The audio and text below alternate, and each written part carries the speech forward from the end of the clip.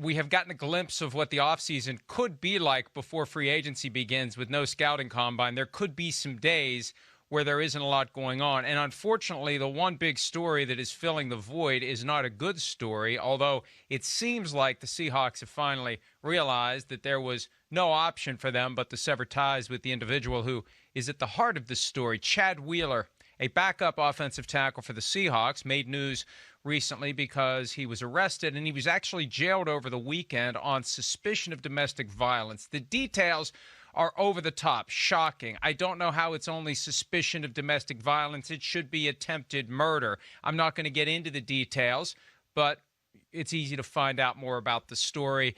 And it felt like initially, Curtis Crabtree, who works our overnight shift, wrote the first story that we had on it.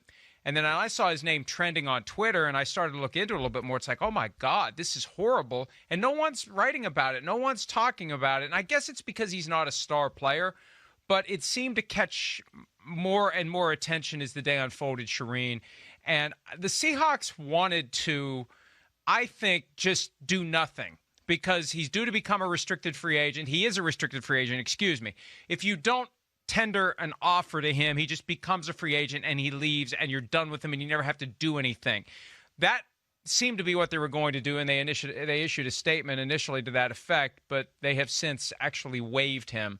So they have washed their hands of him. The NFL has simply said they're reviewing the situation under the personal conduct policy. Wheeler himself has issued a statement saying that he's walking away from football and he's going to get the help that he needs. Apparently there's a bipolar disorder at play here, but regardless, shocking, over-the-top incident of domestic violence. And, hey, if they say the NFL is a privilege, not a right, then the first guys that have to be stripped of that privilege are guys that engage in this kind of behavior, period.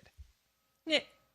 Mike, I'm going to go out on a limb and say no one's going to pick this guy off of waivers tomorrow, and that he is going to be a restricted free agent who is not going to be signed. I think his NFL career is over, as it should be. And frankly, I didn't know Chad Wheeler. I had to look him up, and then when I saw he played for the Giants in 2018, 2017, and 2018, I was like, oh yeah, Chad Wheeler. He started a bunch of games for the Giants at tackle, and it kind of clicks. But yeah, he's a no-name guy, but when you do something like this, Mike, that's so horrific, it's just awful to read.